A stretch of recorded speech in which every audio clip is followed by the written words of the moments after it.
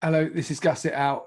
You've got quite, it was a weirdo over there. We've got quite a strange one coming up here now. Not only have we got Neil Hodgson, but we're sort of recording this across a couple of sessions simply because Leon Haslam was out on the golf course. You'll hear. And his signal went. And then so we decided to do... Look, basically, Gav's rambling. It's a typical Gas It Out. We're doing the start at the end and the end at the start, but in the middle we speak to Leon Haslam, and it's a really good interview. I think it comes across really well. And there wasn't much swearing. There's no swearing. It's wholesome. Well, no, I was swearing. I'm always swearing because I can't help it. Right. Even Vic said today, you swear too much. I'm sorry, I swear occasionally. All right, there's a bit of swearing, only a little bit. So deal with it. Deal with it. Yeah, just deal with it. Oh, I'm leaving that in. That was that. Unable to do that. You look like you're beating off an invisible man. Oh, man, now. I've not done it for a long time. Yeah. Wow. Your children are so embarrassed by you. Guarantee. Yeah, standard.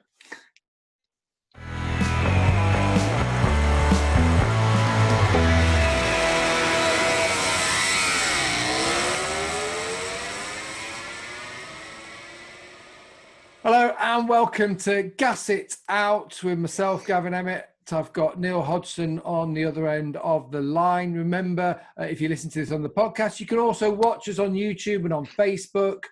So just search for Gas It Out and you'll find it. If you can see, you might notice... Yeah, wow. First of all, right, if you listen to this, you are missing out. I have never seen Gav look so sharp. Full Hawaiian shirt, baseball cap, looking baseball cap is because I went to the gym right when we were there before, right, and I didn't put any product in, so I just put the cap on. The shirt, right, you'll be pleased about this because he's going to come... Everyone, just quickly just stop. You just said product, like just. Can we edit that out? Because it just sounded a bit wrong. Okay, go on. When you've got to cover up, tell me about this shirt. When you've got to cover up the sunroof, right? So this shirt, it's got all flowers and leaves on it. So this is someone who said, "Oh, don't mention anything about this." But I'm going to embarrass him. But it was a lad called Evan, who is a big motorcycle fan. He's Australian, lives in New York, and he wrote us a lovely email. Saying how he'd enjoyed listening to podcasts. And he's like, I'm going to send you some shirts. I was like, give over. You don't do that. He goes, no, I'm not looking for a plug or anything like that, but I'm going to send you some shirts. So he sent us some shirts, and he has. He's called Evan, and he runs a company called Joe Bananas. That's what they're called, Joe Bananas. Heard of them. I'm sure I've heard of them. Right, joebananas.com. So he sent us some shirts from the States. Right, so he sent us this, and I'm ready for a barbecue in it. And I thought, well, it's going to be warm in the UK this weekend. So, Evan, we do appreciate it massively. Evan, he said, it's not there for a plug or anything, but we thought, let's give him a plug. Well, I thought, let's give him a plug. You know how we work. You know how we work, though. We just love the plug, don't we? Joe Bananas. Riders love a freebie. Right, so look, I'm so excited. There's all sorts, right? I've got a nice, like a denim one as well. Honestly, so proper cool. Real deal. So, look, and this is, I'm saying, he packaged it all up. Look at that. Oh, is that a back to front? Is that back to front? No, that's Joe Bananas. Right. I could only see back to front, but yeah, there you are. That's yours now. So I'm gonna bring that to you next time. So, and he sent us a few. So, Evan, thank you. You're absolute ledge. Gav, now, literally, we'll soon be able to retire because I'm sat here. You won't see this if you're listening to this, but I've got the cotton gin from Dougie Lampkin. That's right. You know. And the best bit about that cotton gin is, right, that last week I went down to Neil. My goodness me. So that's... Just, if there's any children watching, don't drink the gin like Doug. I know it's not supposed to be drunk like that, but... Is it two-stroke? Tastes good. Super. But I noticed that it's bottle number 100 that Dougie sorted you out. And I'm really annoyed because I brought the label, but then I had to drink it. But imagine I've got. So for those who can't see, that's Dougie Lampkin's cotton gin that he's made. Look at that, number 100. 100 out of 486. That's great. And he's necking it out the bottle, obviously. And have you got your kecks on? Do you know what? I did have them on, but because I've been at the gym, I've got my gym shorts on, so I haven't got them on. But I love them. I'm obsessed by my kecks, right? My God, this is like plug heavy. There's people going to be switching off already. All right, hang on. No, but do you know what's happened now? We've got so many sponsors. We've turned into Luke Show Checking Hello. We've got little stickers everywhere. And obviously, yeah, we're grateful anyway. But we're going to talk about Leon Haslam in a bit because we're going to be talking to him. But can we just have a quick recap of what we've seen in the first rounds of MotoGP? Just really quickly to run through. We saw Fabio Quartararo take his first 2 victories, suddenly become the most successful Frenchman ever.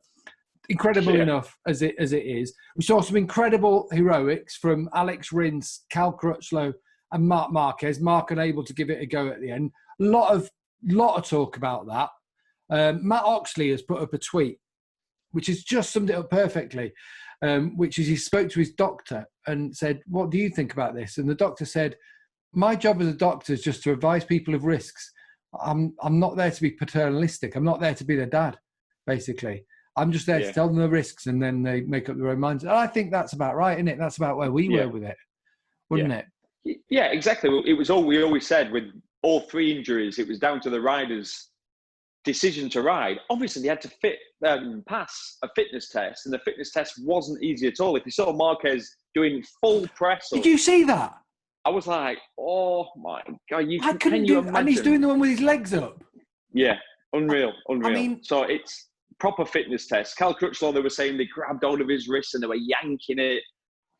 And then you can imagine the fresh scar. They're like pushing down on the scar. Well, I saw the doctor in one session come up to Cal in the garage, middle of a session, and press. And I'm like, I'm thinking, what? You do that on anything? Like, I've got a paper cut on my finger, and you press a paper cut, and it's agony, isn't it? It is. They're worse though. Paper cuts are worse, aren't they? They are way worse. Yeah. But I think we've had so many stories come out of those first 2 rounds, haven't they? Like, what's Pecco Bagnaia on the Ducati, Yamaha and their engines, what's going on there? So many things that we're going to be able to follow throughout the year. Nakagami from nowhere all of a sudden found speed and was nearly on the podium. Almost overnight. We haven't mentioned Rossi. Rossi literally was disastrous at the first round, and even he was thinking about retirement. We were all going, "Oh no, is this what's going to be the end of Rossi's career?" Oh no. A week later, he's on the podium. I mean, it's been a bizarre start to the season, hasn't it? Absolutely ridiculous. And a 50-point lead for Fabio Quartararo. Marc's going to be back almost certainly at Brno. And going wild. And he has to win. Desperation. But we know, desperate in the first race, it's box office, isn't it? It is box office. You want to buy a ticket to see it. And and you know that amazing. You know that he was a second off at Jerez. With a broken arm. If you've seen the X-rays, go and have a look at his Instagram. You swipe through. He's got about 10 photos of all the different things. Honestly, seriously incredible. So, off of the cap to him, to Cal as well. Great rider. And Alex Rins to bring it home in 10th place. I mean, I know. In a war of attrition, we're only 13 finished. I just thought we got served up so many good things in that opening round. And we've got World Superbike coming back, haven't we? When we're recording this weekend, so this is before the weekend happens, and that's got lots of stories, hasn't it? That's got a lot of excitement because your man Alex Lowe's is leading the championship, but there was a lot very, very close at the front. Scott Redding steps into World Superbike for the first time, and he's on it. And we've spoken to him. If you haven't heard that podcast, go back and listen to it. It is our most popular one for many reasons, but mainly because of how candid he is. And there's just so many stories, including Leon, who we're going to hear from now, and what Honda are going to have done in the interim. Yeah. Well, that first round, there were 3 different winners. Top rank who moved from Kawasaki to Yamaha. He won the first race. Johnny won the sprint race. Then Alex won the last race. But it's on paper, it looks like we're on for a stunning World Superbike season. The first race didn't disappoint at Phillip Island, so there's much anticipation 5 months down the line of what is going to happen in Jerez. So they've all been testing. The times look relatively close. Redding's on fire, Johnny Ray's on fire, and Alex Lowe's is on fire. But the Yamahas aren't far behind. And then the Hondas are sort of a tenth behind the Yamahas. So it looks like it's going to be a tight race. But we know what it's like round Jerez. 20-odd laps around there in the heat, it's going to throw up some unknowns. Lots of unknowns. You've got to manage your tyres. You're going to have to manage your tyres. We'll ask Leon about that, about what that means. And just a quick word on Leon. I know this is a long intro now, but Leon is someone who's still going strong is the way I would describe it. Still going strong. And that is not meant to sound disparaging. I'd say the same about Valentino after what he did at the weekend. Still going strong, still churning out the results, still churning out the performances. Yeah, well, you don't keep getting rides because you pay for them. Leon keeps getting good rides because the team see the work he puts in. They see his talent. Last year didn't go according to plan. He'd be the first person to say that, but it's not easy being Johnny Ray's teammate as well. I'll just add that to it. Obviously, before that, he won the British Superbike Championship. I mean, I raced against Leon. That's how long Leon's been racing. I raced against him in World Superbikes in 2003. He did a few rounds. He actually was at Assen. So, but I've known Leon since he was a very serious young 5-year-old. Nothing like his personality now. Riding round on a little mini moto in the Norton colours, so it was all black. He had black leathers, and he used to ride around the paddock not smiling, dead serious. This was like when I'd be 18, 19. Brilliant. And I used to think, look at Leon Haslam, he's a miserable little sod. And it was funny, like, so opposite. You were judging a 5-year-old. You were judging. I always judge 5-year-olds. No, but no, because he was a sort that I'd think, oh, Leon Haslam's son, and I'd go like, give him the thumbs up, and he'd just like look at me, just to go, weirdo. So, So he had you spot on from the start then. Yeah. Clearly a good judge even at 5 years old. But I've spent time up at the Haslam's house. I've been training with them. I've been motocrossing, dirt tracking, flying planes are on. I've seen it all and absolutely love the family. Love them. Honestly, down to earth, best people you'll meet in the paddock. Really, I mean, I can't say enough about them.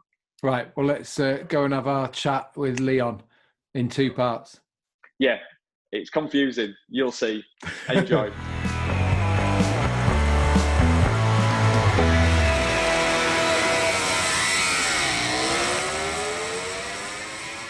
There he is. Oh, hurry up. I can't see him. You can't see him? Here he is. Look at that beard. Can you see me? We can see you and we can hear you. Look at him with the sun shining down. Looks awful. Got me a Hawaiian awful. shirt on. You like that? Okay, I'm ready for the barbecue. Have you just got off the golf course, literally? 'Cause you look like you're on a golf cart. I was golfing this morning, and I'm not going to admit it, but we actually lost. Me and Alex did, so we're having a rematch basically this afternoon. I can't go into the time frame. Hey, Cannot Lenny, have it. not that you're competitive or anything like that. You know, just a bit of fun. Hey, Leon, is it possible to turn your whatever it is to the side? Yeah, perfect. Yeah, that's ideal then. Then it just fills up a little bit more. That better not be Alex. Is that Alex in the background? Yeah, making the noise. Trying to get in shot. Exactly. Oh, so dear. hang on. How long have you got you for? Because I understand you're busy. Yeah, mate, I'm supposed to be teeing off in like 20 minutes, but it doesn't matter. We're playing Texas Scramble, so I can talk to you while I play. Brilliant. Right. This is a new one. It's exactly. Crossing frontiers all the time, aren't we? Exactly. So you're in, I'm assuming then that are you in Monte Castillo or you're in Jerez anyway? Yeah, I'm in Monte Castillo. Arrived yesterday, so yeah, normal pre-race routine. A little game of golf to clear the mind, which obviously didn't work this morning because I lost. So this afternoon is to relax and clear the mind, basically.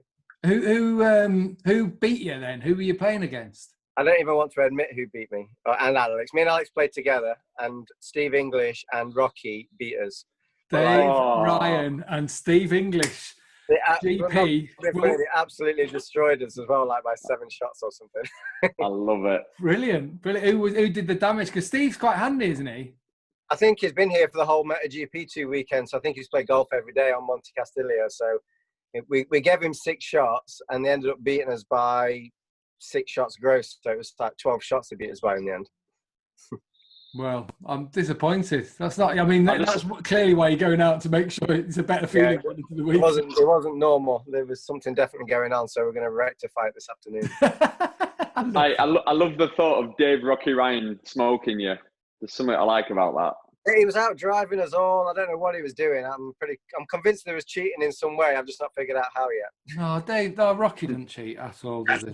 He doesn't cheat. Whether he hits one straight or not is another matter. I mean, that's always been the way with him. How's things anyway? How have you been? How have you spent the since Qatar? Obviously, you've all been laying low. So what have you been up to, Leon? Yeah, obviously, Phillip Island for me was good in some ways, negative on others. It was the very first race after a minimal amount of testing for the new Honda, the new team, new project. But in race 1, with 2 laps to go, I was in the fight for the podium and for the win. We did have some issues. Races 2 and 3, we had some electrical problems. I got took out. I crashed. It was not ideal from a results point of view, but the fact that we were so close and we was ahead of my teammate in pretty much every session again.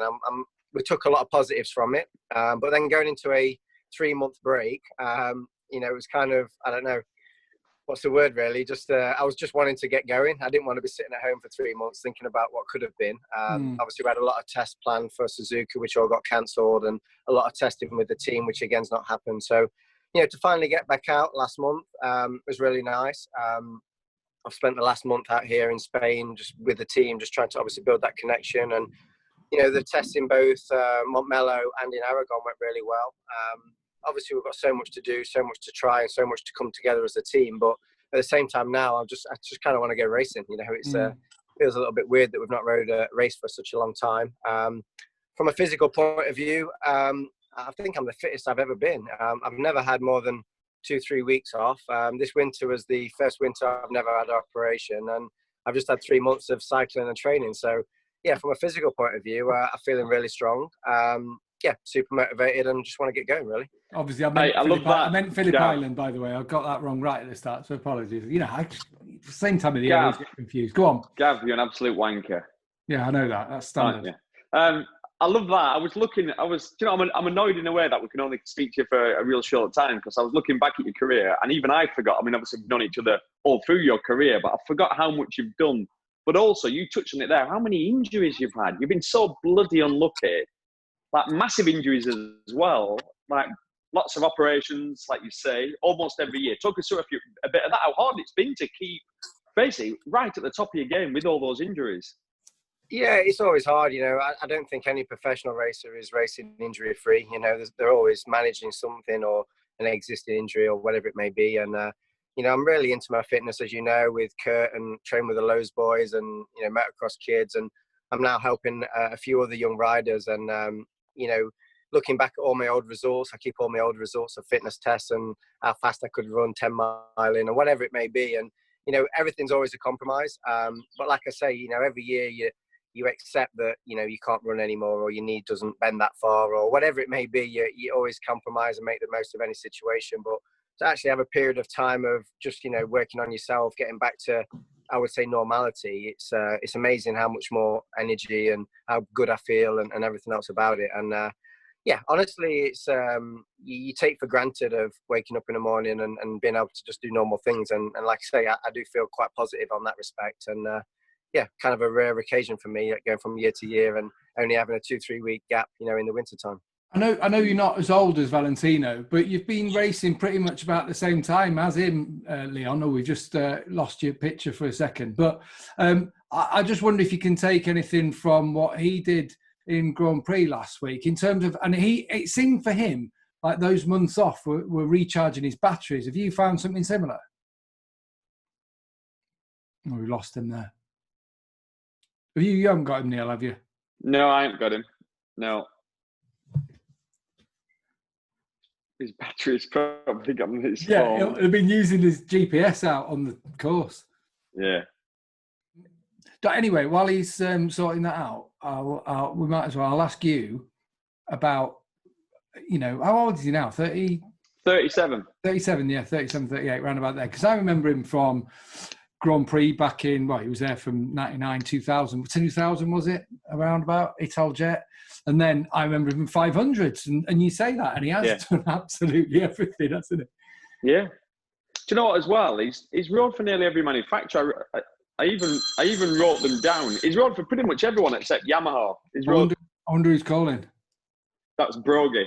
Oh, is it? Yeah. So listen to this. He's rode for Italjet, BMW, Honda, Suzuki, Kawasaki, Aprilia, and Ducati. But the best thing is, I was thinking this as well. Not only has he ridden for all those manufacturers, ridden all those motorcycles, but usually he's been riding for the manufacturer as well. So there's so many questions you could ask him about what are the differences between, obviously, I never rode for BMW, what that's like. The way of working for the Germans, for the Italians, for the Japanese.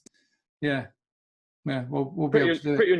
Pretty unusual. You get a rider that's done so much. And I was thinking this, so 37 years old, still at the top of his game. I know it's a little bit like when we talk about Marc Marquez, he can do this and he can do that, and you almost want to rule Marquez out. You go, because that's not normal. Valentino Rossi, obviously, podium at the weekend. That's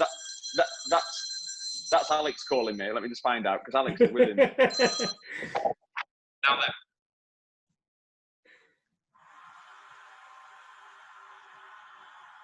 Yeah, no problem. I'll do that. All right, cheers.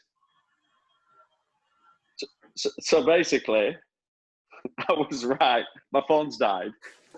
Can you send Alex the link? Brilliant. It's just these two, honestly, just crack me up.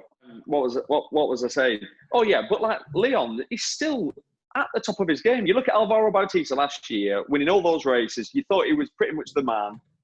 Honda sign him, he's going to be right there or thereabouts on that Honda. And in pretty much every test, Leon's been quicker than him.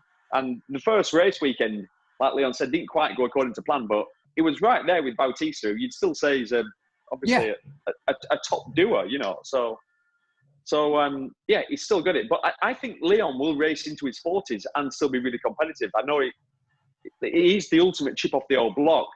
Ron Haslam is a proper legend. Still a machine in his 60s. Like, you wouldn't want to race Ron Haslam right now. You wouldn't. You know what I mean? Like, he's that fast because he still rides, obviously, with the schools, and he still trains with Leon. So he's razor sharp. But I think Leon will be the same. Without a doubt. Here he is.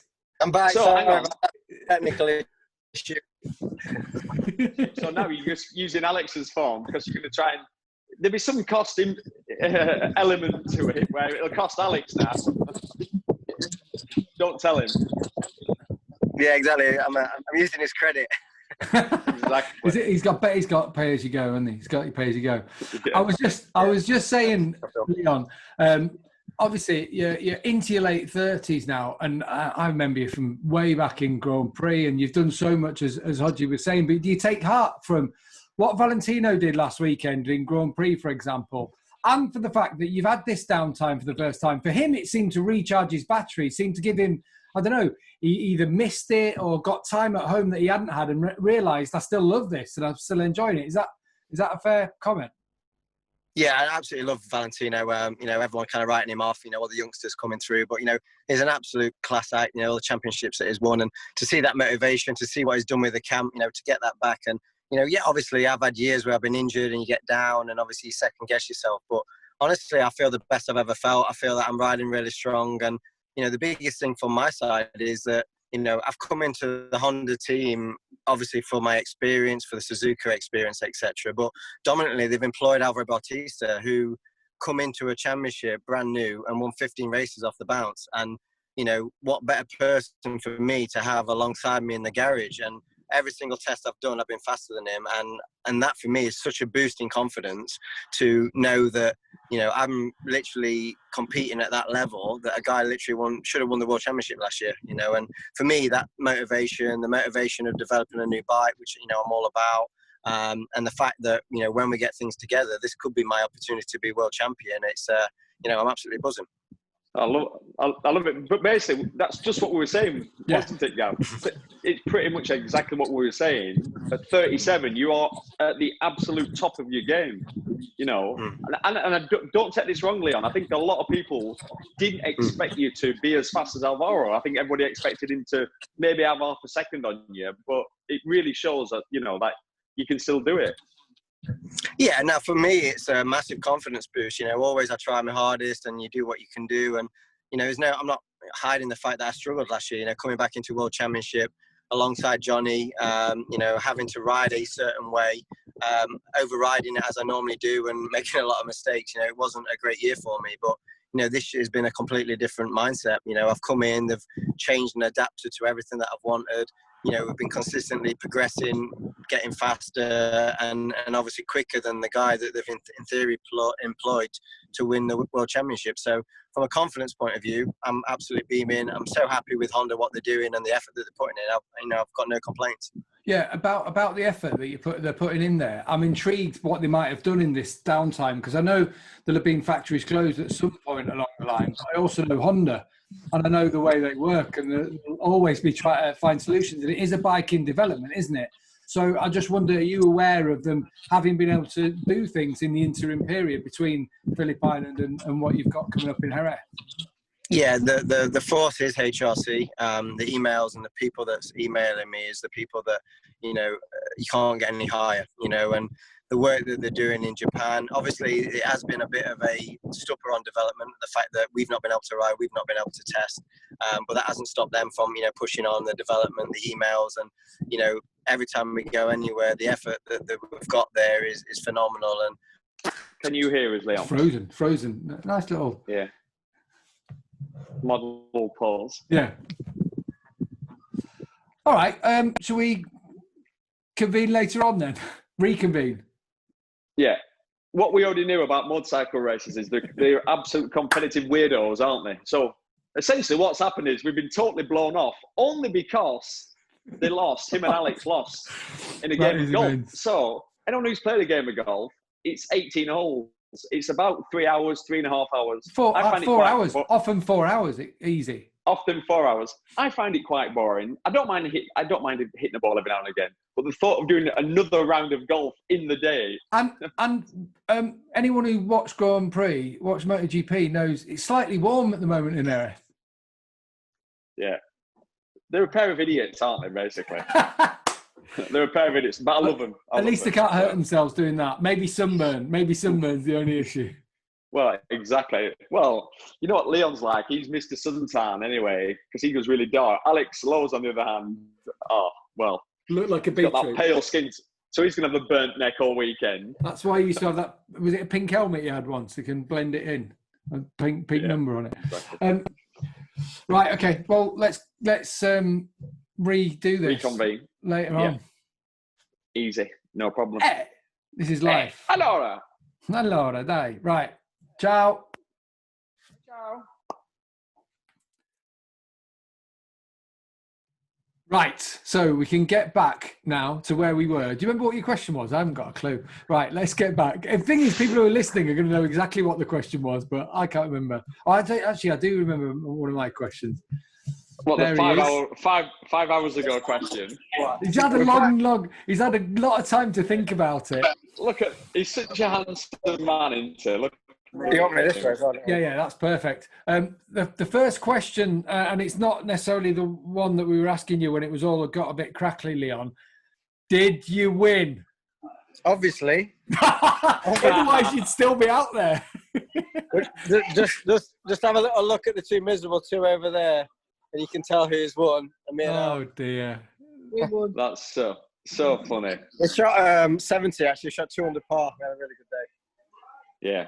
Superb. So how sunburnt are you? Are you guys on the piss then? Because obviously you normally drink on a Wednesday before you race, don't you? You know, get absolutely leathered. Yeah, well, obviously I was on the phone to you, so I didn't even have a chance to buy any water before I played. So I'm dehydrated, so I've just necked a bottle of water. supposed to be over-hydrating for the 60 degrees of track temperature that's coming. What's temperature like there now? Because obviously at the Grand Prix at the weekend, it was 40, track temperature over 60. What is it cooled down or has it got worse? I think it's predicting for race 1, 43 degrees air temperature. So nice. Oh, yeah, nice. Loving it. So, first race back.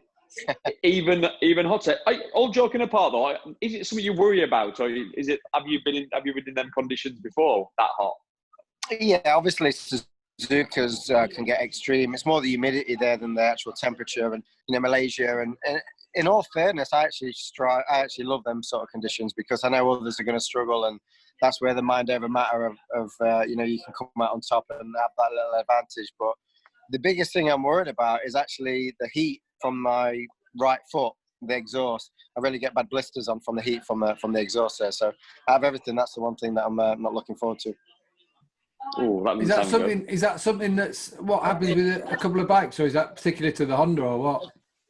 Yeah, obviously each bike's different, but any bike that comes that close, you obviously can run heat shields, which Honda's got, and all that sort of stuff. But it does get uncomfortable, and and especially for the Suzuka 8 hour, you end up going down the straight with your feet up in the air, trying obviously get a little bit of cooling, but it can get uncomfortable. But honestly, I'm actually looking forward to it. This track gets super greasy in all conditions. It's all about managing it. Definitely the lap times aren't going to be what they was in January when we was doing 38s and 39. So, if you can keep a consistent rhythm and not make any mistakes, that's the first thing you've got to do in these conditions. I know you probably can't say anything in terms of tyres and in terms of Pirelli because obviously they supply everybody. But obviously we know what happened. Michelin had what they had to deal with at the weekend. How does a Pirelli fare in those kind of conditions then? When it gets, so when you're racing in Thailand or in Malaysia or something like that, how does it fare as things go on later on in the race? Yeah, I've read all different types of tyre manufacturers, and they're all the same. You've got to manage the grip. Hotter it gets, greasier it gets. It's all about loading the front tyre in a nice way because the physical isn't the grip from the hot tarmac to the rubber. So it doesn't really matter what manufacturer, and it all gets managed in the same way. And having a really good balanced bike. The Yamaha showed really well here last year because they turned naturally quite well. So in the hot conditions, when everyone else loses that turning ability, a bike that turns really well actually sometimes helps in the hotter conditions. And probably hence why there's 3 Yamahas on the podium in MotoGP. It's a really good turning bike, which as it gets hotter, that's the first thing that you lose. You lose that grip of the tyre. So instead of relying on that front tyre to grip to get the bike to turn, the natural turning bike will fare well in the hotter conditions. What are the strong points of this new Honda then? Honestly, the Honda for me right now, it's quite a good balance bike. We've changed the balance quite a lot. It's really stable. The electronics package is probably one of the best that I've had, but we've just not put it all together yet. So fundamentally, it's got everything that is pretty much straight from MotoGP. The power's obviously there, but again, we need to manage it. So everything is kind of there, but we just need to put it all together. For me, is the main thing. And the advantages that Kawi, Yamaha, and potentially that Ducati has is that they have all that information, they have the data. So how a bike is competitive on the first part of the race, and or we can set it up for the middle part of the race. But at the minute, there's quite a big variance from the first laps to the middle to the end, and it's trying to get a bike that doesn't vary too much over the 18 laps that we make. Yeah, and that, obviously it's a new bike, isn't it? The fact that a lot of things are new on that bike. Obviously, Honda aren't its World Superbike by any stretch, but to have a factory effort, it's been a while where they've put it in. So, is it closer than you might have imagined at the start of the year?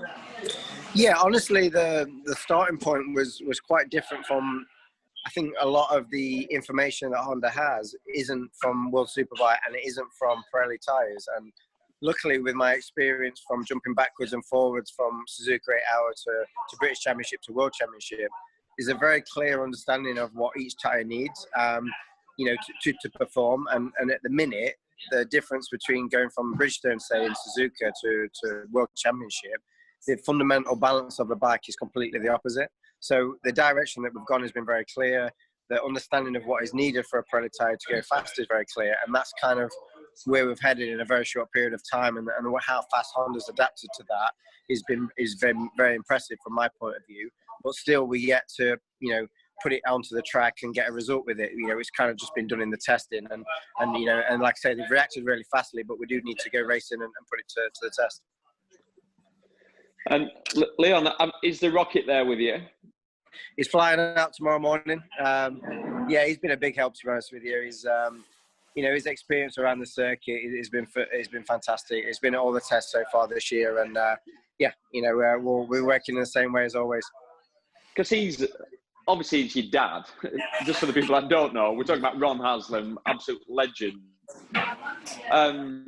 I know how close you are to him because you still live at home. You've got your own place, but you basically live, you know, less than 100 meters away from your dad. You spend a lot of time with him. What's the sort of key to that relationship? Because I could not live 100 meters away from my dad. And as much as I love my dad, he's in my head in. You know, you've got such a special relationship. We have got a unique relationship, and it's totally different to any father and son, I would say, relationship. I'm helping managing a few young kids right now, and I'm having to deal with 6 young kids and 6 dads, and it's the absolute biggest nightmare of my whole life. And everything that I've tried to convince teams to get my dad involved and to use his experience, I'm saying the exact opposite to all these kids. And it's just it's an absolute nightmare. But, you know, from that perspective, it has been different. My dad is my biggest critic, but I've always had to do the opposite. He's never been the pushy dad. He tried to put me off from racing. I have to actually push him to get involved, to get his input, to help me. And a lot of the stuff that we work on now is actually him videoing and being out on the circuit. It's not necessarily about setup, because, you know, I've got a good bunch of guys and a team behind me for that. But, you know, to be able to bounce ideas off of him, for him to visually see things out on the circuit, and knowing, you know, it wasn't always this way. You know, when I was 18, 19, we used to argue all the time. We used to, obviously, I thought I knew better, and, you know, and I won my first ever World Superbike race, and his first comment was that I was crap in turn 10. You know, and, you know, they're the sort of things that you realise at the end of the day he's only trying to help me. And, you know, race 2, when I won my first race in 2010, I lost the race in turn 10 because I was doing what he told me that I should be doing. So, you know, you realise that at the end of the day, he is there to help. His experience is unbelievable. And when I accepted that, we turned off the father and son relationship, and I turned on a relationship that has just helped me tenfold in every team that I've been in. Hang on, just quickly, Gav, a question on that, because there's always been a competition. Whenever I've been round to your house, everything's a competition anyway, but like your dad still does everything. If that's trials biking, training stuff, bizarre things on push bikes, whatever. Is there anything your dad can still beat you at? There's a question. You know what was really funny? He does a lot of teaching, especially on the smaller bikes, the 300s and the 500s at the race school. And once a year, I'll get, you know, the Lowe's boys or Johnny or whoever it is, and we have a play, you know what I mean, on a bog standard bike, normally on the littler bikes, and, you know, most of the time he's flat out on them. And my dad is faster than all of us on these little bikes, and I think he practices all year. And then literally we'll get like one session with him, and he literally just pulls away from us all, and it was like, yeah, he loves that. But yeah, hence why I don't go on him anymore. Steer clear. I want to know what it was like though, growing up with Ron and Anne, obviously your mum, but growing up in the paddock, because, you know, we talk to all these kids who are, you know, who are sort of doing it right now. But you grew up in a paddock, didn't you? What was that? What was that like for you? I see it as such an awesome way of being brought up. You know, I was 6 weeks old.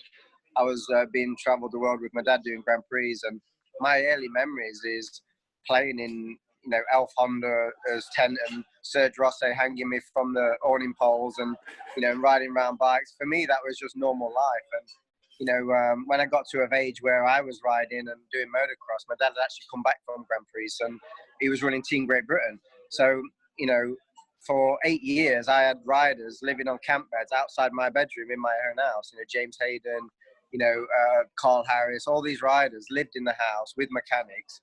Every day we trained together. So from 8 years of age, I had a team and riders and mechanics living in my house.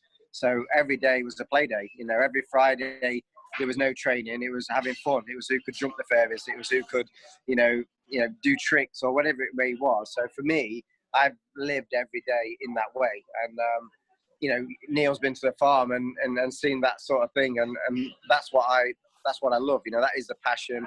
And it doesn't have to be bikes. It could be disconnecting brakes or push bikes, and who could, be the fastest down the hill without braking and stuff. And it's just general stupid things that we would do. And and I've been lucky enough to live that every day. And I can remember one of my earliest memories was playing PlayStation in Alex's Barrister's motorhome for 2 days straight. He had pretty much every game that they had in the back of his motorhome. And them memories for me will last forever. And to see those sort of people and be a part of it as an early age, it definitely gave me that one. In my mind, I've only ever been wanted to be a bike racer. Yeah, that's what I was going to say. Was that it? Once you were growing up like that, was that the only thing that was going to work for you was being a racer? Is that fair to say? Yeah. Yeah, I've looked at my little diaries when I was 6-7 years old, and it's like, what did you do at the weekend? What's in the news today, and what do you want to be when you're older? And pretty much everyone was the same. I went racing with my dad at the weekend. Some rubbish that happened on the news that day, and I'm going to be world champion in World Superbike. Whatever it was like the same every day. And in all fairness, my dad tried to put me off for several years. The story's been documented quite heavily with, he put me off when I broke my leg for the first time. He even said he couldn't afford to do it anymore. And I think he really wanted me to want it for myself. But in my head, that's all I've ever wanted to do. And, when he realised that, then that's when I felt that he actually started helping and supporting me, to make the best go of it that I can. And what about your kids then? Because obviously you've got kids. How do you feel about them potentially racing? Because they're getting to that age now, I guess, if there's any interest. Are you doing the same tactic as your dad? 100%. I've not pushed my kids at all.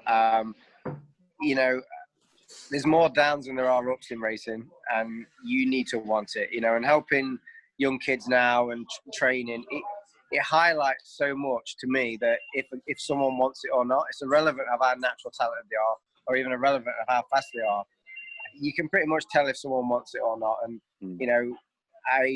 we spotted that in the Lowe's boys at an early age, and their want and their drive. It doesn't matter their ability or what they'll ever achieve. You want to help and support those people. And I'll never ever push anyone that doesn't really want it for themselves. And for me, from a kid's point of view, even less. I'd rather put them off and let them come to me and see if they want to do it. And we've got on bikes and they have fun on bikes on the farm, but it definitely has to be their choice. I wonder I remember when I first got to know you, Leon, was in Grand Prix when you were over there as a kid. I was a kid, but you were even younger as a kid over there.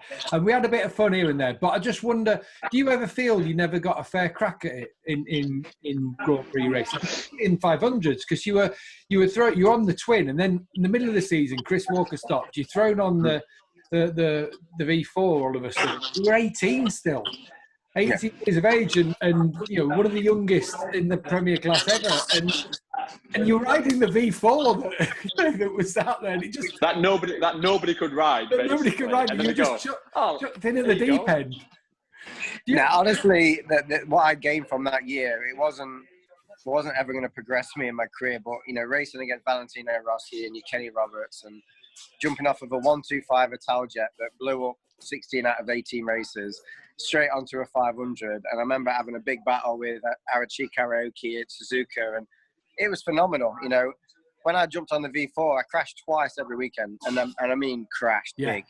And my confidence that year was shot. By the end of the year, I wasn't riding great, but what that year gave me, and this was one conversation that I had with my dad that will always stand out, is that he come to me and is like, why are you racing? He saw that I was riding with no confidence. He saw that I was, trying too hard in the wrong areas, hence why I was crashing, but 2-3 seconds off the pace. And he's basically said that, if you're not enjoying it, why are you putting yourself through all this pain, all this, what it may be? And he put it to me that, he's lost 2 brothers in racing, and he didn't care if the worst scenario happened. And he says he would rather do what he was doing and have that as an outcome than not do it at all. And it made me realize or understand that I do want this. It doesn't matter of the outcomes, and it doesn't matter if I crash every single session. I want to be a racer. I want to be the best that I can be. And it made me overcome my insecurities, my lack of confidence. And that year really highlighted to me that no matter what, this is what I want to do. And I had to go through the tough times and experience all those crashes to realize that, no, that this is what I want. This is what I want for me, and I will get through this. And that, for me, that was a big turning point in a realization. Instead of being 18 and having a bit of fun traveling the world, it was like, I need to make this work for me and give it my all. And these crashes and lack of confidence is a mindset that I need to get over. And for me, that was a big turning point. Yeah. Here's one for you, Lenny. You've not retired. The best, hopefully, is still yet to come. But looking back at your long career, because it is long, what's been the highlights or the highlight? What's the moment where you go, bloody hell, that was incredible? Winning Suzuka 8 Hour was a massive achievement for me, and winning it back to back. You know, the first year that we won it, I was on crutches. You know, to win it back to back was fantastic, and it was such a big sort of team effort. That was a big one. 2010, winning my first World Superbike race and taking Max Biaggi on a factory Aprilia, you know, to the final round. It all come too easy, and at the time, I never really appreciated how good and easy and everything was coming. And it was only then the years afterwards trying to develop a BMW and going on the, you know, not a very competitive Honda and all those sort of things. It made me realize how hard, you know, it was when things wasn't right. So ever since 2010, I've been trying to replicate a feeling, an easy way of riding, not overriding. And my biggest downfall in my career that I've always overrid. So when things hasn't been right and I should settle for a fourth or a fifth, I've always overrode and got a worse result out of it. And that's normally ended in injuries or crashes or just basically making too many mistakes. And, you know, when I won the British Championship, because I could ride at 75, 80%, I won 15 races and it was the easiest year of my life. It wasn't meaning that I wasn't riding any slower to do that. I just didn't have to over try, and I had a really good year. And for me, that's one thing that I've learned now is that you've got to ride within yourself to get the best result, and overriding doesn't necessarily give you a better result. I say that, Gav, in commentary, don't I? Yeah. What I say is, if a rider's going through a tough period, what the fans think at home is like, the words of encouragement is, listen, you need to get in there and give it some, and really, but the rider's already giving it 100%. And usually what happens then, as you try harder, you go slower, don't you? You make more mistakes or you fall off. So it's that half a step back, isn't it, to get the most out of yourself, which is difficult. 100%. It's controlled aggression, understanding where you can and can't push. And all racers always try harder in the areas that they're already good. And that's normally the place that you're probably already on the limit. So, you know, it's analysing your weak points and improving those and accepting that your strong points just to keep it the same. And again, it's about self-analysing, and you know, it's took me a lot of years to do that rather than just ride harder and go faster. And talking of a lot of years, when you just mentioned there winning in Britain and winning the championship, I wonder what it felt like for you after all those years through Grand Prix, through the British Championship and World Super and backwards, you know, each way. I just wonder what the sensation was when you finally did it and you got that hug off your dad at the end. I just wonder what, you know, whether it was relief, whether it was delight, or I don't know, how was that to finally, you know, take that championship? Honestly, it was just relief. It was like, yeah, finally. You know what I mean? Like, we've ticked that box that I should have ticked several times before, and you know, at least we've done it now. And the fact that I knew that I was moving back to World Championships, it was like my mind was already on that. You know, it's like that's where I want to be. It's what I want to do. And you know, there's no doubt that I will be back in the British Championship, and I want to win more British titles. You know, later on in my career. But yeah, right now. I said that to Gav, didn't I? Yeah. I said that when you weren't on. I said the thing is with Leon is he'll go back to BSB. I know he will, because. And I don't mean because you're going to fail at World Championship levels. Whatever happens at World Championships, and even if you win a world title, I know you'll be back at BSB because of your passion and your love for it, and you want to win more titles. That's brilliant. No, 100%. My focus is if I'm on this Honda and I can get another year out of it and try and win a World Championship, that is what I want to do. I believe that is possible. I believe I can do it. But if I'm not on a package that I believe that can win a World Championship, I'm more than happy to go back to try and win another British title. You know, I love those years in England. I love the challenge of it. You know, it's kind of back to old school racing as far as the way that it's all set up. So for me, that is something that I know I will do later on in my career. Hopefully it's a bit later on and I can have a couple of years at trying to be a world champion. We couldn't. Hey, at 40 years old, though, I want to see a 40-year-old British Superbike champion. That's Why not, though? Why not? I like the fact that Bayliss is still winning races in Australia at 50. That's amazing. Exactly, exactly. You won't stop him, and it's a similar kind of just never say die passion and attitude that's there. And it was a question that I asked you before, actually, and I'm glad we can come back to it because we couldn't quite hear you when you were out on the golf course psyching yourself up to destroy Steve English and Rocky.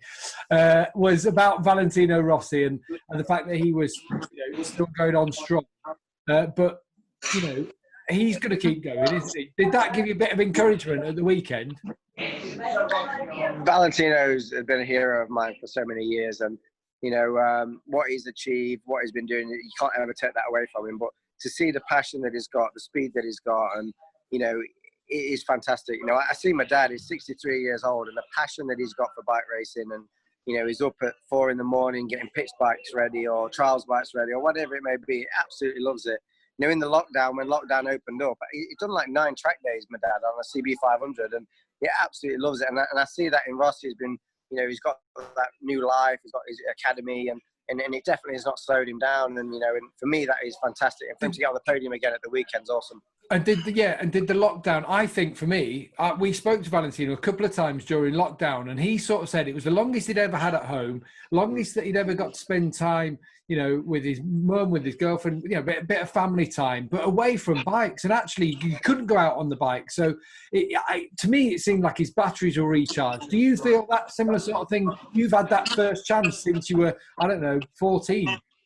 Yeah, honestly, if I could ride a bike every day, I would. And I do get to ride more than most with the facilities that I've got and, being out in Spain for the month that I've been here. But, when you can't ride a bike for 3 months, it makes you want it even more. And, then you're driven to, go on these 3-hour cycles, which I hate cycling. I hate all that long, boring stuff, more, high intensity, whatever it may be. And, it drives you to do those things because all you're thinking about is getting back on a bike. And when you're going from race to race and test to test, you do lose that drive because it's like, I've got to do this, I've got to do the other, I've got to fly to this event. But when you're stuck at home and you can't ride a bike, there's nothing better than that to give you that fire again and to want to get back going.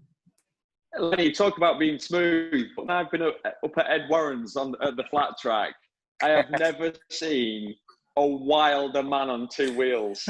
You are honestly, Gav, it's so entertaining to watch him. Like literally, you don't need to time him. You just go, he must be the fastest man in the planet. Nobody could go any faster, but it's so wild. It's brilliant, isn't it? Yeah, and it's not normally the fastest way either. I'm just but hey, it's one of the, who cares? It is the ultimate, like, nobody cares. It's like, honestly, you should see him, Gav. He's so entertaining. I'm even worse on a motocross bike. That's why I try and stay off them. Because you were a motocrosser as a kid, weren't you? You did motocross, British champion, British schoolboy champion. Yeah, that's probably my issue is that in my head, I still think I can do all the things I did back then. And I ride a bike probably twice a year in the winter. And if I get away with them 2 days, I count myself lucky and then put it back in the shed. Now, honestly, I've been doing a lot of pit biking. I've been doing a lot of trials riding. I do a lot of trials riding. I really like that from a fitness point of view and a focus point of view. And it's only recently I've got into flat tracking. We've got a place up at Ed Warren's that's fantastic in the UK. And I base myself now in Barcelona where, they're everywhere, the tracks, Rocco's Ranch, there's a few places that we go to. And, in this winter, I went for 18 days and I rode 16 days out of the 18. And every day you're with, Espargaros, Zarcos, Marquez's, and, it's just such geared up for that. And for me, that's something that, I'm helping a lot of young kids out, but I got them out there just to get them to ride various bikes, whatever it may be. And for me, that is a big, big boost, I think, in anyone. Who's the quickest when you're out there and you're doing the motocross or the flat track with, all the Spanish or all the pretty much every MotoGP riders out there? Who's the standout that you go, bloody hell, you want to see this kid? You know what? I've been motocrossing with Mark, and he's exceptional on the motocross bike. I've not been flat tracking with him. I rode with Darby, Supermoto, and I've rode with Vinales, and he's pretty quick on a motocross. None of them are bad. None of them are bad at any of these things. We had a really good laugh this winter. We had a really wet day at Rocco's Ranch, and think there's me, Zarko, Paul, there's quite a few of us, and we all kept crashing at least 3 times a lap. We literally couldn't make a lap. And like one would go down and then you splash past them. And it was just like one of those fun days. But obviously from our point of view, we're there to train, and it's not all about the lap times, but obviously you want to push a little bit harder, and it does get a little bit competitive, as you probably know. a little bit competitive. Yeah, we need to get the cameras there, get the BT Sport cameras there. It would be entertaining just to see what goes on behind the scenes. All the things, all up there in Northeast, between Andorra and Barcelona and that triangle there is just so much, and Girona's all so much going on, and especially in the winter, isn't it? When everyone gets down there and everyone gets. I fear for the team managers who are worrying. They're all like that, waiting for the phone call. No, it is good, and there's nothing like it. Over the years that I've been racing, I used to do fitness camps in America where you're training 3 times a day, and not really riding any bikes, and you turn up at the first race absolutely knackered with arm pump and really, really struggling. And then I've done winters where I've just rode trials bikes and motocross and turned up really fresh. And I feel now we've got a really good balance. We do a lot of gym stuff up until Christmas, and then January we turn that into bike fitness with flat track motocross, whatever it may be. And yeah, for me, I feel we've got like a really good program, a little thing that we do every year now. And I physically come round 1, I feel ready and don't really struggle on the bike anymore physically, which older you get, you should probably find it a little bit more harder, but honestly I'm finding it easier and easier every year. So whatever we do seems to be working. And tell everybody about training with Kirk and the atmosphere there, because obviously I've been there training with you. Just explain what it's like. It's horrible. It's horrible. It's horrible. That's the best description to start with. It's horrible because it's pure torture, Gav. Explain it. Go on. It's such high intensity, but what a lot of people don't see is that we're doing that every day. So come Friday, you can get somebody that's not really done much all week, and we're finished. We're absolutely done. And Kurt will throw some circuit or a competition in, and because we're all racers and boxers and footballers and all the guys that he trains, nobody wants to be last. Everybody wants to win. So the levels that you push yourself to, honestly, it's like, it's addictive, and it's exactly what I love about training, because, there's no giving up, and you have to give it 110%. And, and that for me is the competition, that's what I enjoy. What I love about Kirk's place, Gabby, is it's an old school gym, and he trains all these top athletes, especially in our industry. But every now and again, you'll get like a sportsman turn up who thinks they're fit. But the beauty of when you train with Kirk is there is nowhere to hide, is there? You know what I mean? And if you're doing like one of the seals does all these different circuits, you'll be doing one. They do one called the motocross circuit, and it can last. Well, it depends how fit you are, but it could be like 24 minutes long. So you have to pace yourself. But people turn up, especially young kids turn up, don't they, Lenny? Right. They turn up thinking they're fit, and literally they can't even complete it because they've burnt themselves out. They go too hard too soon. I've heard all the stories. So many people end up being sick. It's just it's proper torture. That would be me after 5 minutes. We need to get Gav training with Kirk. Have you seen how much weight he's lost? He's lost 2 stone. He's ready. Looking well, mate. You ready for Kurt? No, absolutely no chance. I won't make it through the door without being sick. I am gonna check you there. I'm gonna check. Well, okay. Well, you need to film the puddle of sweat that's left behind afterwards. What you've got your comeback race this weekend, Leon, after so long out. Right. How do you see it going? How do you see the week?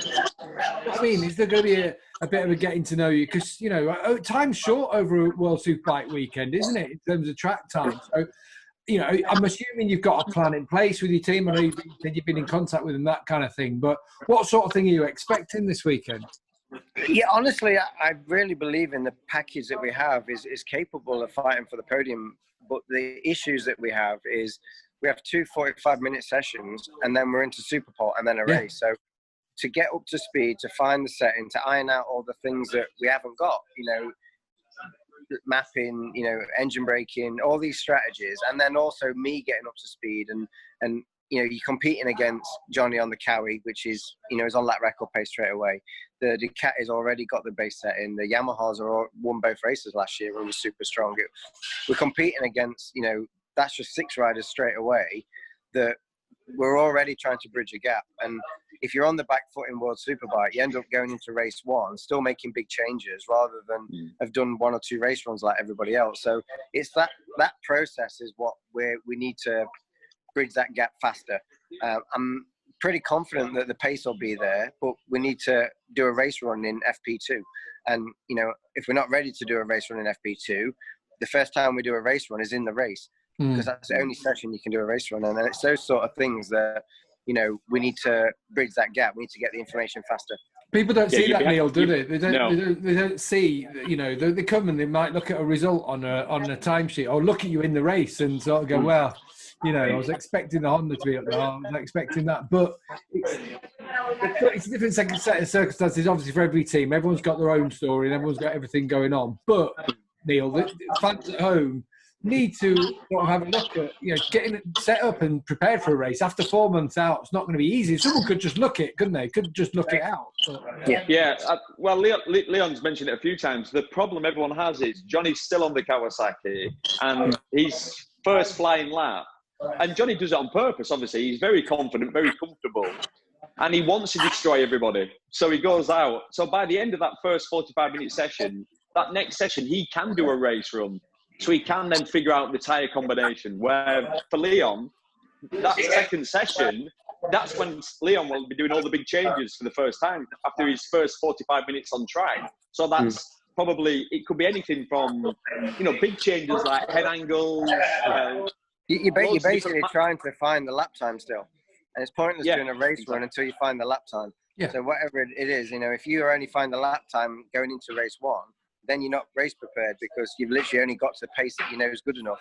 So it's that knock-on effect of why you're on the back foot. But, you know, if we can find a good rhythm from the start and you can put that motions of understanding the race in FP2, then you're in for a good weekend. Is it a good place to be at in the moment, World Superbike? I know over the last couple of years, people have sort of, I don't know, it's felt like it's drifted out of people's consciousness, but the last year sparked a bit of interest. I don't mean that to sound offensive. I'm not trying to say that. And what I'm trying to say is, I don't know, I was really excited, in particular about World Superbike this year. It was such a shame after a blue touch paper in Australia at the start of the year. We're all up for it, and obviously what happened. But is it a good place to be in, to be riding at the moment, do you feel? Yeah, honestly, you know, the fact, you know, John is obviously the man to be. For me, the Ducati is an unbelievable package that, you know, demonstrated itself straight away in year one with Alvaro. You know, if you look at the manufacturers now, Yamaha is full factory, Honda are back in it full factory, Kawasaki, Ducati, BMW are back in it full factory. You know, the amount of manufacturers that are all putting in that effort, you know, the nationalities that are now back in the championship. Obviously, the British contingency is still very high, which is fantastic. But, you know, you've got now Japanese riders that's coming over, the best of Japan with Takahashi. You've got the best of America, you know, that's coming over. And, you know, Van der Mark from Netherlands. There's a wide range, and it is a proper world championship again now. And for me, that is what is exciting. When you win a race now, you feel good about that. You know what I mean? You are beating some of the best guys and the best manufacturers out there. And for me, that's where the atmosphere becomes, you know, strong. And obviously that rivalry that comes between any riders that are battling with each other. Yeah, I agree with that, Gavin. Do you know what? I can't think, just thinking back when it was so competitive, this year is the year where it's taken a while to get back, but I think Leon just called it all there. The fact that all the major manufacturers now have a factory team, a proper factory team. It's not supported teams, and you're getting a few parts here and there. We know it's proper factory efforts, and in these tough times, it's going to be interesting to see what happens moving forward, because obviously budgets potentially could get cut in the future, and the argument could be, which has been in the past, that World Superbikes is where, you win on Sunday, you sell on Monday. So, maybe this is the start of, a real strong period for World Superbikes. I hope so. Yeah, we hope so, don't we? And you'll hope so, Neil. Obviously, being a world champion, it's normal. But I always have thought there's room for everyone, and in terms of prototype racing and production racing.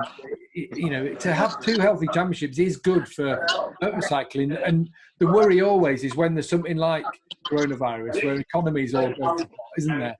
That things do look back, and we don't want that to happen, especially when we got to the situation we're in, where the fact that HRC have come back in, for me, was saying a lot about the championship. Yeah. Now, the biggest thing for me that I like, and because I like the development side of things, you know, this new Fireblade that they brought out, for instance, is all for MotoGP. You know, the wings, the electronics, the chassis design, and they've produced a road bike. I did the Blade launch in Doha and got within 2 seconds of a World Superbike lap time on a bog standard bike with lights on. And we're now developing that as a race bike, and straight out the blocks, it's one of the fastest bikes out there. That stepping stone down to the consumer and what they can buy on the road is working. You know, they're not getting a Formula One car that you can't buy on the road. It's the development and the electronics and everything else is coming down. And it's also, so for me, it used to be 3-4 years that it'd take to see that development to come onto a road bike, in tires, in bike development, or whatever it is. It's happening instantly now. You know, they're having to homologate road bikes so race bikes can progress, and that development is happening so fast. And for me, that's quite exciting from a road point of view. I wonder, in terms of the racing this weekend, Leon, with the fatigue, I'm not saying there'll be, but, you know, with there being 2.5 races, 3 races over the weekend, what's it going to be like at the end of that second race on Sunday? How are you going to be feeling then? Because it's going to be a killer, having seen what, you know, the temperatures are now and what you're expecting. I can't wait. I'm hoping that all of them's going to struggle and pull in, and then we can just win. It'll be all good. big stand-up wheelie coming out the last corner. Exactly. Feeling fine. I'm feeling fine. But you're not worried about it, like you say, because you know what the work. I think, to be honest, now racing has changed over the years, and I'm trying to think of a rider that might struggle, but they're all athletes. They're all, you know, they all take it so serious. I mean, this is what you prepare for. Don't get me wrong, there might be a surprise, someone struggles a bit more than you expect, but in general, they should, in theory. When we were commentating on Jerez, we were being sent information from the paddock, weren't we? Like bits. We were talking to a lot of people. We're not there. It's really frustrating. But people were saying, "Oh, Jack, you know, Jack won't last the end of the race. So, you know, he hasn't been necessarily doing the same." He didn't do too bad, did he? The first one, you know, when he's up there on the podium, effectively, he's only losing out on the last lap, and that's someone that people are saying, you know, is going to struggle, and actually was pretty much on the podium. So everyone, you have to, don't you? To be competitive, you have to be. What's exciting about that is that you can see people that's probably struggled with fatigue or struggling to adapt the style to tyres going off or whatever. But always in the last 3 or 4 laps, you see them try again. And then that's, for me, is what's always exciting, because, you know, they're struggling, whatever it may be, if it's physically, if it's with a tyre or with a setup. But if they're in a battle with 3 laps to go, they have a proper go again. And we saw it with Vinales, we saw it with Jack, you know, and it kind of goes a little bit calm mid-race because everyone's obviously trying to get through the next 10 laps. And all of a sudden, everyone goes again. And that's quite exciting. Yeah, one of the things also like can happen, I remember in 2006, when I was racing in America, it was really hot at Laguna Seca. And Ben Bostrom, he was like the fittest rider. He was like a machine, you know. Like, were we there at the same time? Was that when the Grand Prix was? Yeah. The track was breaking up. The track was breaking up. Exactly, the track was, So it was about 100, it was 114 degrees. And Fahrenheit, obviously. Fahrenheit. And the funniest thing was Ben Bostrom, like the last 5 laps, he just was gone.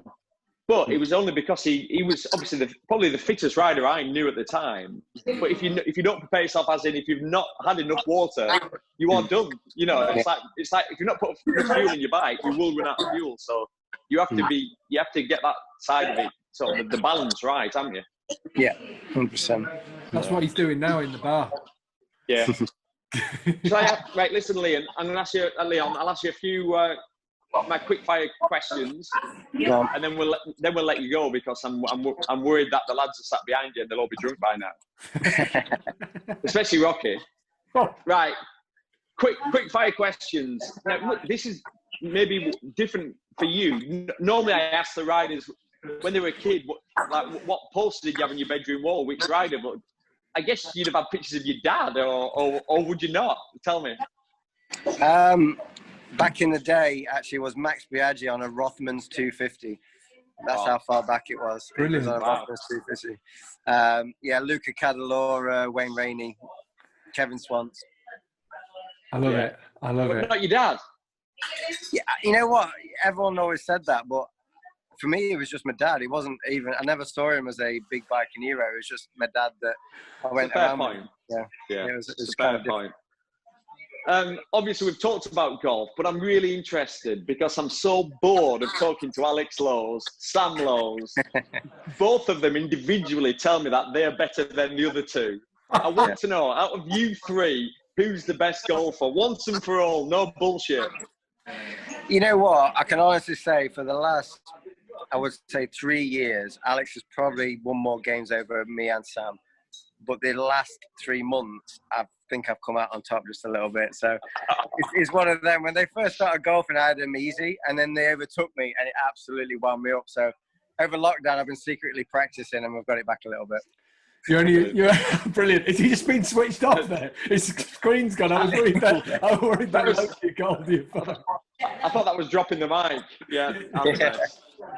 Hey, you're only as good as your last result. You're only as good as your last result. How often do you play golf? How many times a week?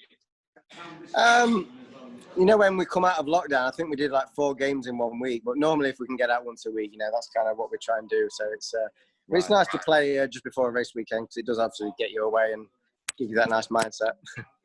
Takes your mind off it. Obviously, Leon, I've been out with you. We've had some beers. What I like about you, you know, you've got the balance in life, right? I think where you're proper serious when you have to be, but you do like a beer during winter time. So tell everybody, what's your favourite drink? We're going out. We're going into a nice country pub. Me, you, and Gav. What are you drinking? I used to drink a lot of vodka cranberry, and I had an intolerance test saying I'm allergic to cranberry. So I'm assuming that's why I had all those angos over all those years. So we've changed it now. We've moved on to the gin and tonic. Gin and tonic? Yeah, that's my new one. Over the years, you've had lots of teammates because you've been riding forever. Who's been your best and worst teammate? Best as in probably the most ability, natural ability and results that he got was obviously Johnny last year. No, Sounders. Who's like, you know, bloody hell, what a teammate we had. We laughed and he was great. And he was a complete date, did my head in. The best and the most fun for getting the race in was Troy Corser. Obviously. Of course. No doubt. And probably the worst, which it shouldn't have been because we was actually close friends before that we was teammates, was probably Melandri. Just we clashed really bad that year with BMW, and it ended what was a friendship. But I think it's quite a common theme, that one as well. You clashed? Is that your polite way of talking about Donington Park? Yeah, basically. Oh my God! If you've not seen that, what year was that, Leon? 2012. 2012. Google it. Race 1, Donington Park World Superbikes. Leon's about to. It was for the win, was it? Or was it? Yeah, third? I had a 10-meter lead going into the last corner on the last lap. My God, it was the most horrendous takeout. It was going to be BMW's first win. And Melandri just said, "Not today, mate. You're not winning this race." And he might as well have jumped off the bike and ghosted it into you, really. But that's stupid. Yeah, it was a tough year, that was. When you said best and worst, then you went, the best for the fun we had was Troy Corser, and the worst was Troy Corser for the fun we had. Yeah, probably. I can't remember much of that year. I think he's still having a good time. Every time I see him, he's definitely having a good time. That's it, Leon. Awesome. Short and sweet. Oh, that's good. You've passed the test. You've definitely passed the test. Oh, it's good to chat to you, and wish you all the best for the rest of the year after a slight break since race 1, or weekend 1, shall we say? But thanks for catching up with us. Cheers for fitting us in around your golf. We know what it means to you. No worries, guys. Thank you. Have a great weekend, Lenny. Yeah, have a good time. Cheers. See ya.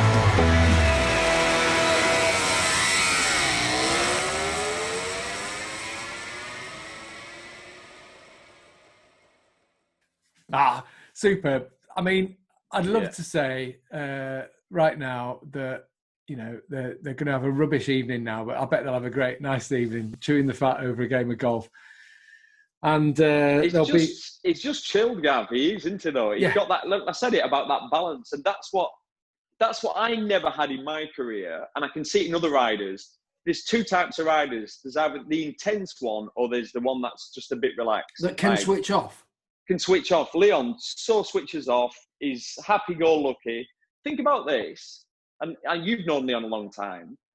Can you think of any riders slagging Leon off? No. It's one of those rare riders that everybody likes. Everyone likes him in BSB. Everyone likes him at World Championship level. All-round good guy.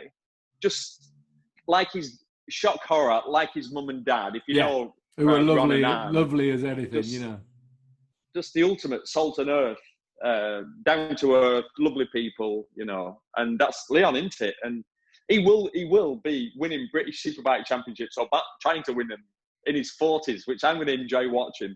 I think everyone will, won't they? Yeah. And there's no doubting. For me, I don't know. I always feel at Grand Prix level, he never got the right shot. And I know, you know, because I remember then he got put on a 250 and it was never going to do anything. I think it was, you know, Paget's or whatever. And it wasn't, you know, we weren't talking. That time you couldn't have a kit bike. You needed to have a factory to be able to do anything.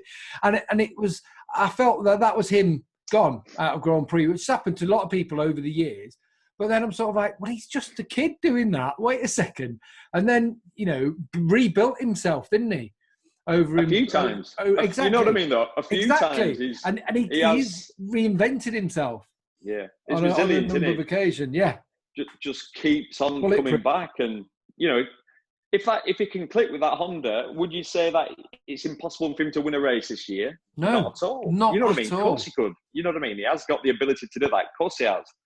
Just let's hope he can click with that Honda. I think we all hope that Honda's good, just for World Superbikes in general. You know, we want them to be competitive, don't we? Look, the way he talked about it there, look, the Ducati we saw last year, basically got a Grand Prix bike. It's a case of you build your prototype Grand Prix bike, and we've also got this production bike.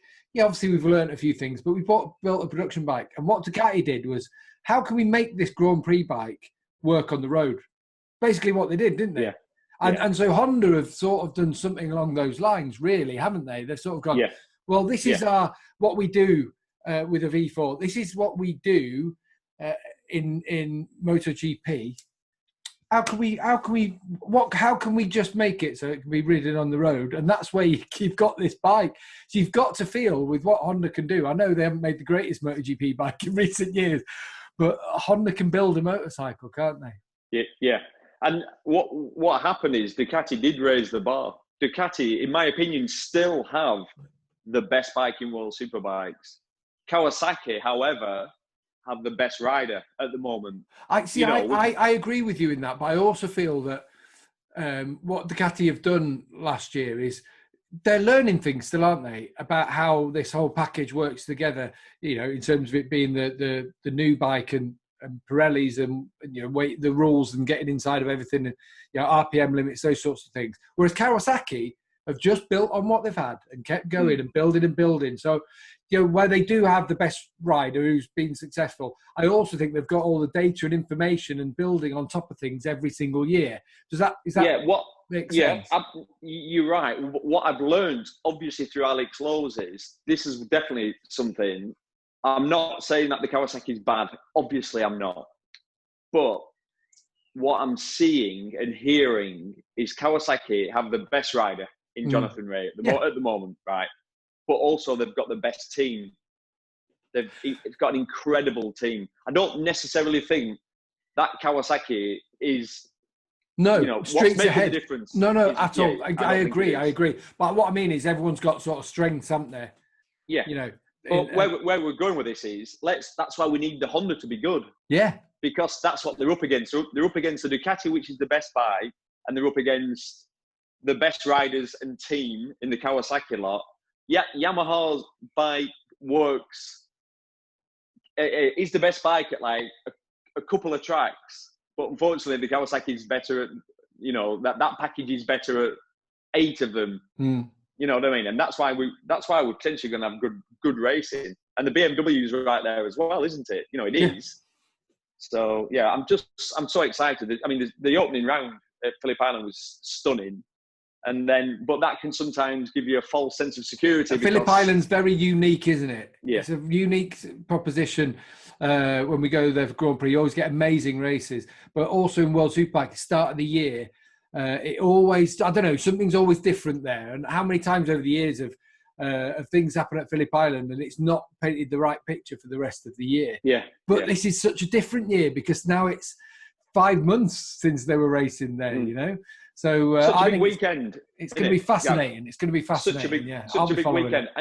And genuinely, I have no idea how it's going to pan out. It's not one of them where that's you go, it. That's what I was trying to get out of Leon. Yeah. How do you see it panning out? And obviously he's going to say, well, I think we're going to do well. But I wouldn't be surprised for him or Alvaro as well. Yeah. Either of them at a track, you know, I don't know, where things are going to be so hard with 60-degree track temperatures. Yeah. Yeah. Well, there will be some surprises. So yeah, we just don't know what they're going to be. Right. Well, let's leave it on that note and let's see. Gavin, it's nearly my bedtime. It is, isn't it? Yeah. 20 to 9. Yeah, I'm only in bed between 9 and half past. I can see your eyes are going, so we better say goodbye. Right, thank you everybody once again for watching, for listening. Please, as always, we do ask you, just send us a comment, send us any questions that you've got to @NeilHodgson100 on Twitter.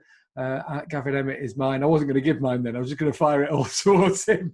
But yeah, send us. We do love your correspondence. We do appreciate it. We've had some lovely comments, and and I know you're all going to be going out buying these shirts. So yeah, I'm loving it. Barbecue this week. It's going to be barbecue time at World Superbikes. Can't wait. It certainly is. Right. Cheers, Neil. See you soon. Gav. I love you, man. Bye. See ya. Ciao, ciao.